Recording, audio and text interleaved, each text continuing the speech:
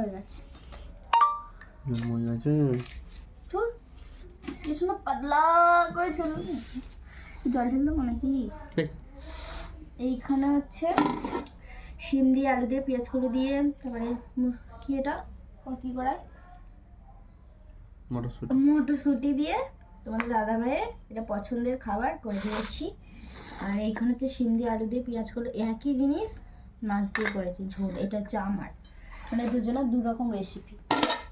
লোককে বললে লোকে হাসবে, কিন্তু কিছু করার নেই। জ্বালা বড় জ্বালা, ভালো মন্দ তো খেতেই হবে। আর এখানে হচ্ছে গরম গরম ভাত। ধোঁয়াটা নাই আজকে, গরম আছে কিন্তু ধোঁয়াটা না। তোমাদের দুপুরে কি রান্না হয়েছে? আর আজকে রান্না করতে প্রচুর দেরি হয়ে গেছে, কারণ কাজটা জমা দিতে গেছিলাম আর দেরি।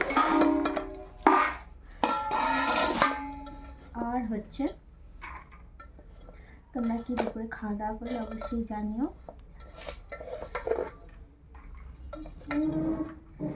দেশে তো সবাই এই অনুষ্ঠান সেই অনুষ্ঠান, এখানে প্রত্যেকদিন আলু ভাতে ভাত, মাছের ঝোল ভাত, মাছের ঝাল ভাত। আমাদের কপাল নেই। তো চলো খাওয়া দাওয়া করে নিই। আজ দুপুরে এই মেনু হয়েছে।